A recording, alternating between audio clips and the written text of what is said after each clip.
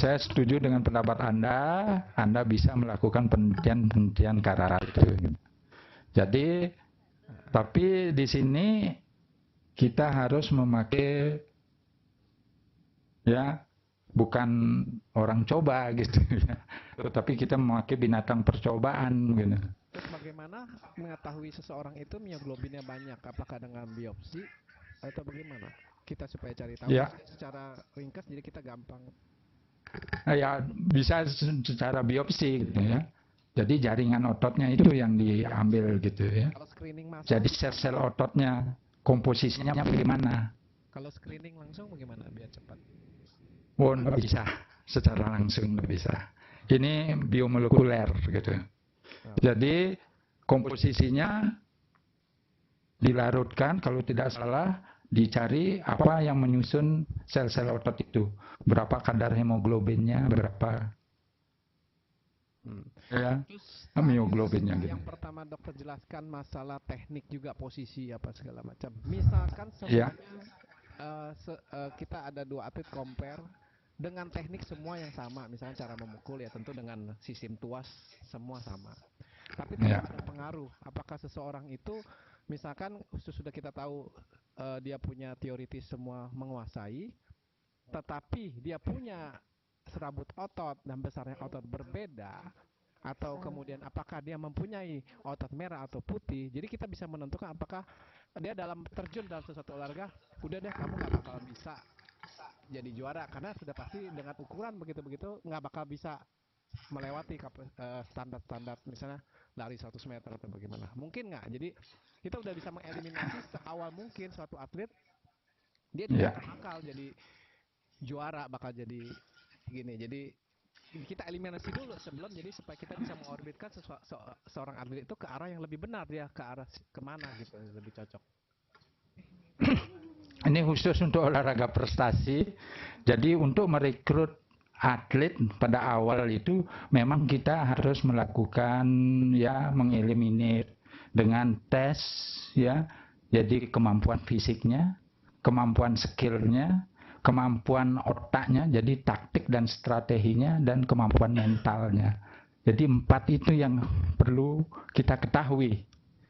Jadi itu ada tes psikologis, ada tes kemampuan fisiknya, kemudian ada tes kemampuan skillnya, kemampuan tekniknya, dan kemampuan otaknya untuk mengatur taktik dan strategi.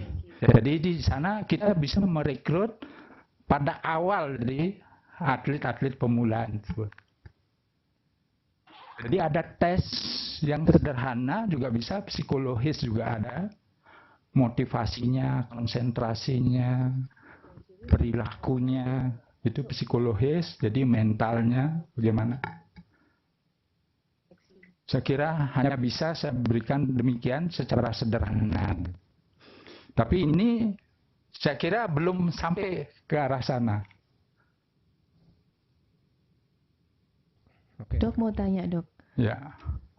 Tadi dikatakan kalau untuk mencapai otot putih atau mendapatkan otot putih lebih banyak atau otot merah lebih banyak itu dengan pelatihan. Nah, seberapa lama pelatihan itu harus dilakukan? Karena kan jangan sampai terjadi over exercise.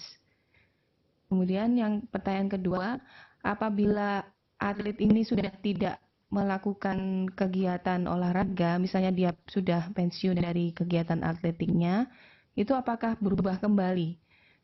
Otot yang tadi sudah mungkin otot putihnya sudah dilatih, kemudian pada saat dia pensiun, apakah bisa terjadi perubahan karena dia sudah tidak melakukan latihan seperti dulu lagi? Yang terakhir dulu ya.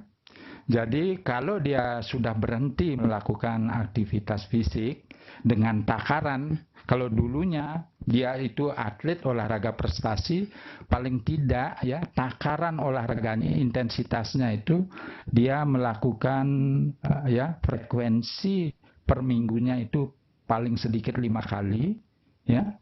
Kemudian kalau dia tidak melakukan, dia akan kembali ya tingkat kebugaran jasmaninya itu kembali seperti keadaan semula ya. Walaupun Anda berlatih misalnya 3 bulan dalam 1 minggu Anda tidak melakukan frekuensi pelatihan itu 5 kali seminggu, cuman 1 kali saja Anda lakukan, maka akan kembali seperti semula lagi. Ya, jadi komponen kebugaran jasmani itu kembali seperti semula. Karena itu programnya harus dirubah, kembali lagi dari awal, takaran awal itu. Nah, pada orang tua tentunya bisa dikurangi secara bertahap. Tadinya 5 kali pakai 3 kali. Kalau tadinya pakai lari atau naik turun bangku begitu, kita pakai jalan. Kalau tidak itu pakai senam di tempat tidur gitu, atau melakukan gerakan-gerakan kalistenik pada pelatihannya itu. Jadi tipe pelatihannya pakai gerakan-gerakan kalistenik. Jadi bisa dipertahankan pada titik optimum dari kebugaran jasmaninya. Jadi dengan demikian, ya, harus memakai takaran gitu. Jadi takaran itu tidak boleh dihentikan.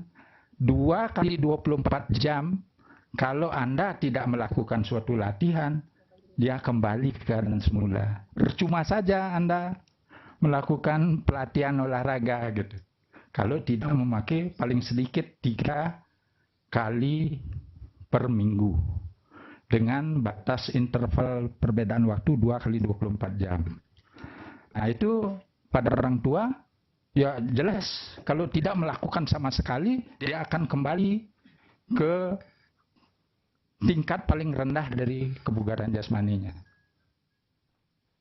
Nah, kemudian yang pertama mengenai otot merah, otot putih, ya memang bisa kita melakukan suatu pelatihan. Nah, pelatihan ini, seperti saya katakan tadi, pelatihan itu dengan takaran. Kalau itu dilakukan berulang kali, maka bagian-bagian atau dengan frekuensi 5 kali per minggu, itu yang diperkenankan untuk frekuensi saja, belum bebannya, ya. Jadi ini 5 kali seminggu per minggu, maka itu sudah pelatihannya itu tidak melakukan overtraining. Karena itu perlu dilakukan tes yang pertama dulu. Jadi tes kebugaran jasmaninya, tingkat berapa dia, baru kita tentukan dosisnya gitu. Jadi tetap melakukan pelatihan fisik. Kalau tidak sama sekali, dalam 2 kali 24 jam kembali ke keadaan tingkat kebugaran jasmani semula. Kira-kira itu penjelasannya. Selebihnya bisa Anda lakukan penelitian untuk itu gitu.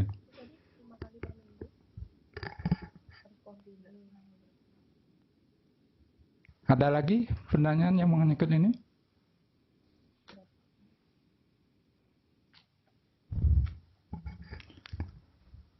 Ya, kalau ada lagi? Saya kira sudah waktu. Kita akhiri sampai di sini dulu. Terima kasih.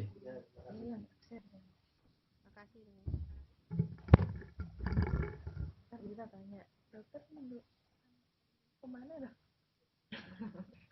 Masih ya? Kita mau presentasi, dokter nggak ada. Jangan dong, aku Desember dong.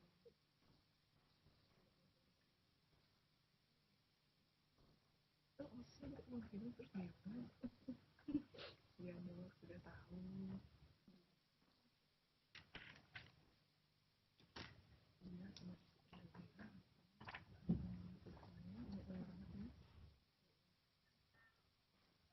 Dokter Indra Guna orangnya ini. Siapa namanya?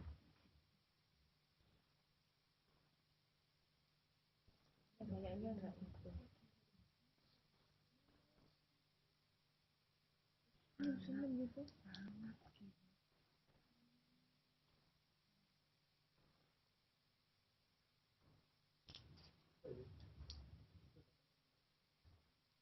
Dulu aku nanti ngeteh ya. Sama yang kemarin apa yang terakhir nih? Sebelumnya.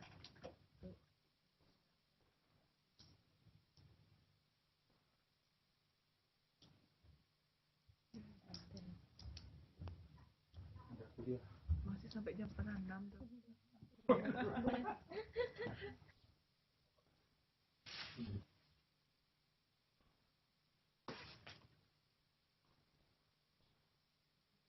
Kelihatan ya di Jakarta. Nggak berubah dalam waktu. Ya. Multinya semuanya tetap kayak waktu tahun berapa ya, 81. Berarti kebugaran jasmaninya bisa Bukan kebugaran, kita menyeimbangkan tadi misalnya kita fisik. Kebugaran gitu. Ya, Diseimbangkan ya sesuai dengan olahraganya apa? jalan aja. Jalan ya. Ya. Lain itu udah lari nggak mungkin di atas 40 50. Jadi jalan kaki. Pas mau 8 kilo gitu sampai minimal. Ya, dari Suwung ke sana Tenun Kawah itu jalan cepat. jalan depan. Minggu berapa kali? Minggu 2 kali. Saya pakai 3 kali saja. Kalau olahraga rekreasi apa bisa meningkatkan kebugaran juga ya? Mempertahankan. Hanya mempertahankan. Berarti kebugarannya harus tercapai dulu baru dengan olahraga rekreasi. Baru rekreasi gitu. Untuk bisa rekreasi harus jam dulu ya, biar nggak lelah. Iya. Terus? Ya.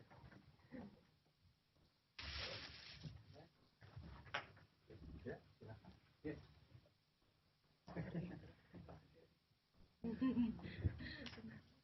Masa nggak ada rekreasi?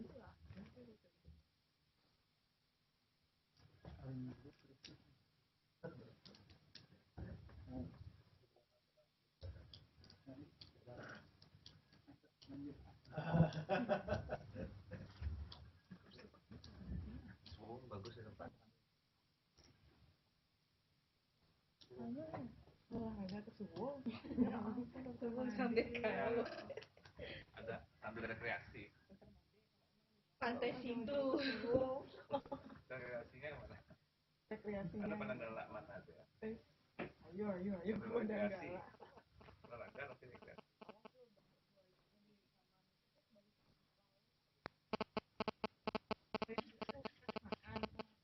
Dia dikhawatirkan akan keluar Habitat, ininya. keluar dari Iya, habitatnya, Nggak cari jadi. makanan di luar.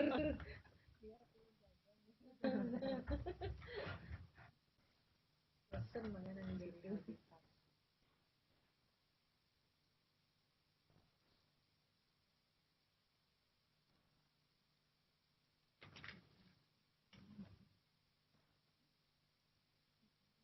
Orangnya kadang kayak Tommy itu. Kok seger habis olahraga? Kita seneng. Jaga tumpung. Baik orangnya.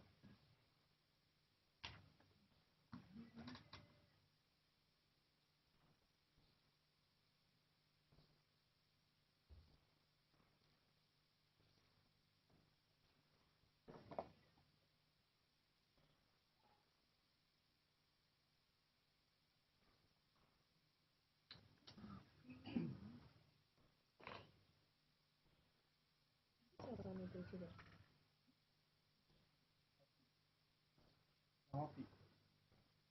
Aqua aja dong. Aqua.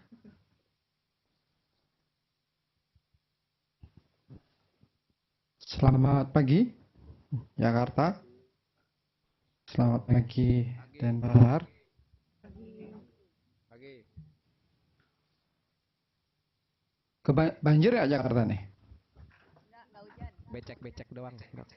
Oh, becek. Naik becak. Naik ojek, bukan naik becak.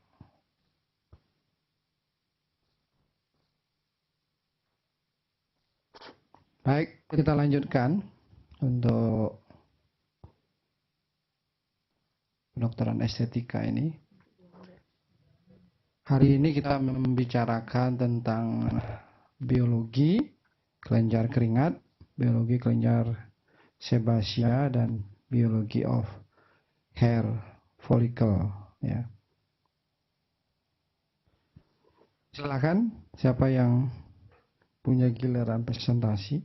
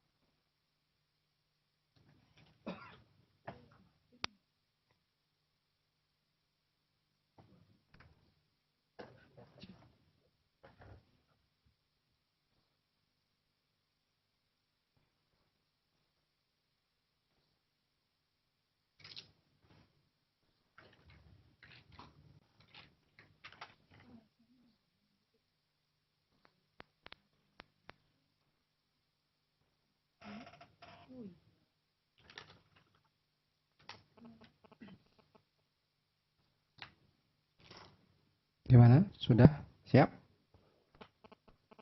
Sedang dipersiapkan, Dok. Oh iya, iya.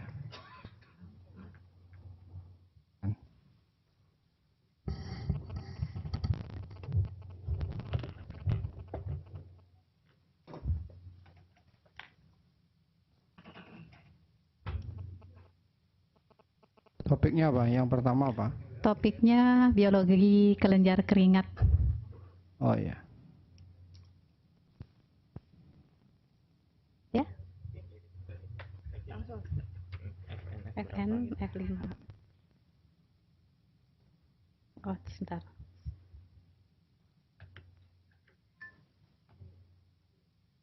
Ada apa?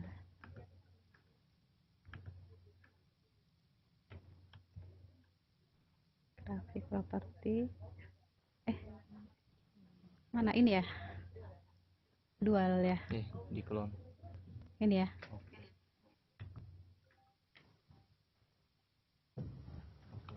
Oke. Ya, tak. Ya. Mulai, Dok. Ya, silakan. Dokter Dian dan Dokter Rita. Silakan. Assalamualaikum warahmatullahi wabarakatuh. Salam sejahtera bagi kita semua dan Om Swastiastu. Selamat pagi buat rekan-rekan semua. Pada kesempatan pagi ini saya dan Dokter Rita berusaha untuk menyampaikan tentang biologi kelenjar keringat, ekrin dan apokrin. Jadi di dalam struktur kulit pada permukaan epidermis itu ada saluran kelenjar keringat. Dan ini yang akan kita bicarakan, saluran kelenjar keringat ini, nggak apa-apa, lanjut ya, nggak apa-apa. Ya, saluran kelenjar keringat ini terdiri atas ekrin dan apokrin, ya. Ini adalah topik-topik yang akan kami bicarakan. Jadi manusia memiliki sekitar 2 sampai 4 juta kelenjar ekrin. Berat tiap kelenjar hanya 30 sampai 40 mg total. Total massa kelenjar ekrin ini lebih kurang sama dengan sebuah ginjal. Kalau di total seluruh tubuh sekitar 100 gram. Seseorang yang dapat menyesuaikan diri dengan lingkungan, dia dapat berkeringat beberapa liter dalam 1 jamnya. Lanjut. Aktivitas sekresi kelenjar keringat ekrin memiliki 2 fungsi, yaitu sekresi ultrafiltrat dari cairan plasma-like precursor oleh pars secretorius bila berespons terhadap asetilkolin, dan reabsorpsi Na akibat kelebihan air oleh duktus yang akan menghasilkan keringat yang hipotonik pada permukaan kulit. Sekarang kita tinjau anatomi kelenjar keringat ekrin. Pada dewasa, kelenjar keringat ini paling banyak pada telapak kaki dan paling sedikit pada punggung. Perkembangan anatomi ini dimulai pada usia 3,5 bulan fetus, mulai didapatkan pada volar, tangan dan maupun kaki. Kemudian pada bulan ke-5 mulai didapatkan kelenjar ekrin pada kulit aksila. Kemudian beberapa minggu kemudian didapatkan juga pada bagian tubuh yang lain. Sedangkan pada bulan ke-8 fetus, lumennya mulai melebar dan sel sekresinya sudah mulai mirip dengan kelenjar pada orang dewasa. Sedangkan sel mioepitelial baru ditemukan pada usia 9 bulan. Nah, kelenjar keringat ekrin ini ada 2 segmen. Yang pertama disebut sebagai sel coil secretorius yang menghasilkan keringat. Ini terdiri dari 3 tipe sel yang berbeda. Ada sel jernih, yaitu sel sekretorius yang menghasilkan cairan keringat. Kemudian ada sel mukoid dan ada sel mioepitelial. Kemudian ada duktus. Duktus ini yang melanjutkan sel sekretorius ke dalam muara di permukaan kulit. Terdiri dari 2 lapis sel, yaitu cincin luar bagian perifer atau cincin sel basal, dan cincin dalam yang menghadap ke lumen atau disebut dengan sel kutikuler. Nah, ini kita lihat gambaran sel coil dan sel sekretorius. Yang ditunjuk ini adalah sel coil, ya. Sel coil ini adalah bagian yang menghasilkan kelenjar keringat, sedangkan sel coil ini nanti akan berlanjut ke permukaan, ke muara di bagian epidermis dengan sel duktus. Ya, ini dan kita lihat di bagian permukaan epidermis itu muara dari kelenjar keringat itu berdekatan sekali, jadi satu hampir sama ya muaranya dengan kelenjar sebasea, sehingga memang sering terjadi kontaminasi antara kelenjar keringat dengan sebum. Lanjut. Nah, ini kita lihat anatomi yang tadi, yang 4 sel di atas ini adalah duktus, sedangkan yang di bawahnya adalah sel sekretorius. Jumlah sel jernih sama dengan sel gelap. Sel gelap di bagian sel gelap ini berbatasan dengan lumen. Ini sel gelap yang berbatasan dengan lumen, ya. Lumen dari tubulus sekretorius. Sedangkan sel jernih ini melekat pada sel gelap dan pada membran basalis atau pada mioepitelial. Ini membran basalis, dia melekat, kemudian bisa juga melekat pada mioepitelial. Nah, antara perbatasan 2 atau lebih sel jernih ini sering didapatkan kanalikuli interseluler. Jadi sel jernih ini terdapat saluran yang melanjutkan diri dari lumen sampai ke sampai ke mioepitelial, ya. Ini disebut dengan kanalikuli. Nah, sel mioepitelial ini simbolnya M, ini berbentuk koil, melekat pada membrana basalis dan membatasi sel jernih. Lanjut lagi. Nah, ini adalah gambaran histopatologi dari kelenjar ekrin. Yang ini adalah duktus yang terdiri dari 2 lapis sel tadi, sel basal. Dan sel basal ini adalah lanjutan dari membrana basalis dari sel sekretorius, sedangkan yang satunya lagi adalah sel lumen. Ini adalah sel pars secretorius yang tadi berbentuk koil tadi, terdiri dari sel gelap, sel jernih dan mioepitelial. Nah, ini pada penampang lintang tampak duktus dan juga pars secretorius. Lanjut. Ini juga sama, ada kapiler, kemudian di sini adalah sel sekretoriusnya, di mana tampak di bagian yang di panah itu ada bagian yang gelap, itu adalah membrana basalis, kemudian itu inti dari sel jernih, dan di sebelah luar di bagian yang menghadap ke lumen itu sel gelap. Lanjut lagi, mungkin kembali ya. Ya, kita tinjau sekarang biologi sel dan fungsi dari sel yang berbeda tadi. Sel jernih ini banyak mengandung mitokondria dan badan fotofluoresens yang disebut granula lipofusin. Sedangkan sel jernih ini bertanggung jawab untuk sekresi. Jadi sekresi ini diambil alih oleh sel jernih. Nah, sekresi ini distimulasi secara in vitro oleh agen kolinergik yang menunjukkan pengerutan sel akibat aktivasi dari channel K dan chloride pada membran sel. Akibat dari kehilangan KCl dari sel, maka akan terbentuklah NaCl. Nanti prosesnya di belakang. Lanjut. Nah, sedangkan sel gelap ini fungsinya tidak diketahui. Sel gelap ini hanya menunjukkan tipe sel yang likoproteinnya bisa mengikat pewarna PAS, PAS. Sedangkan sel mioepitelial tadi yang melekat pada membrana basalis, ini sel kontraktil. Jadi fungsinya seperti otot polos yang berkontraksi untuk mengeluarkan keringat yang diproduksi oleh sel jernih tadi. Duktus tadi terdiri dari dua lapis sel basal dan sel duktus lumen, gambarnya tadi sudah ditampilkan. Nah, sel duktus basal ini penuh dengan mitokondria di sekeliling sel. Membrannya kaya dengan ATPase. Hal ini menunjukkan bahwa seluruh membran sel dari duktus basal ini terlibat dalam pompa Na untuk absorpsi Na duktus. Sedangkan sel duktus lumen ini mitokondrianya lebih sedikit sehingga aktivitas ATPase-nya juga lebih sedikit, dan lapisannya padat tonofilamen dekat membran lumen disebut sebagai batas kutikuler. Lumen dan duktus ini mengandung beta-defesin, merupakan antimikroba. Jadi di dalam kelenjar keringat sendiri sudah ada antimikrobanya yang kaya sistein dan peptida dengan berat molekul rendah. Selanjutnya kontrol saraf pada keringat ekrin. Pengaturan suhu tubuh internal dikendalikan oleh area preoptik hipotalamik pada hipotalamus. Bila pada jaringan preoptik hipotalamik ini dilakukan pemanasan, maka akan terjadi berkeringat yang generalisata, terjadi vasodilatasi dan kecepatan pernapasan. Sedangkan kalau area ini dirangsang dengan pendinginan, maka terjadi vasokonstriksi yang generalisata dan menggigil.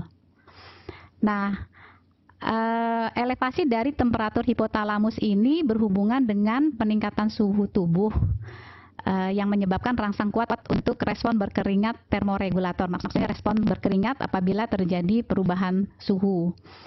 Suhu tubuh internal ini meningkat. Kalau kita berada pada lingkungan dengan suhu yang meningkat, maka rata-rata suhu kulit juga akan meningkat. Hal ini lebih efisien dibandingkan kita merangsang suhu kulit untuk dinaikkan melalui stimulasi dari pusat berkeringat. Jadi lebih cepat dengan memberikan suhu yang ditingkatkan daripada merangsang stimulasi pusat berkeringat di hipotalamik.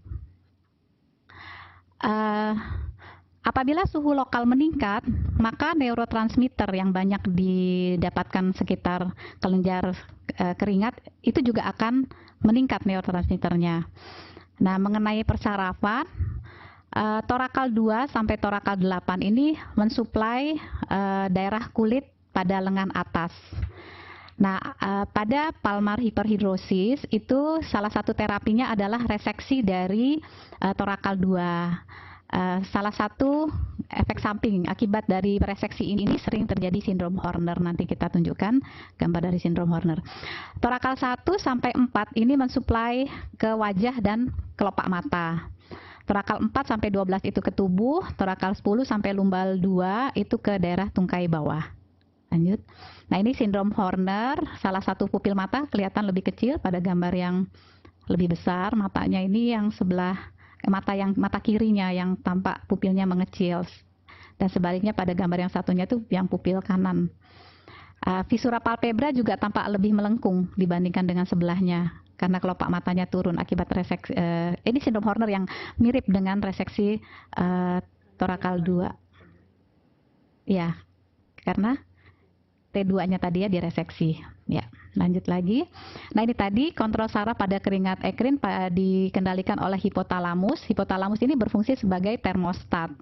Jadi apabila temperatur pada preoptik area hipotalamus ini dirangsang, dinaikkan, maka akan mempengaruhi heat sensor. Heat sensornya itu ada di medial preoptik hipotalamus. Nah, ini akan diinhibisi oleh PVH ini paraventrikuler, diinhibisi lagi oleh dorsal medial hipotalamus, diinhibisi lagi oleh raphe pallidus. Nah, suhu yang meningkat ini akan diturunkan oleh ketiga komponen tadi sehingga terjadilah regulasi dari suhu tubuh, bisa menurunkan. Jadi apabila terlalu tinggi maka ada yang berfungsi untuk menurunkan. Lanjut lagi. Ini hanya gambaran yang mirip. Selanjutnya ternyata terdapat overlapping dari inervasi pada dermatom simpatik karena ternyata preganglionik tunggalnya ini bisa bersinapsis dengan beberapa serabut postganglionik.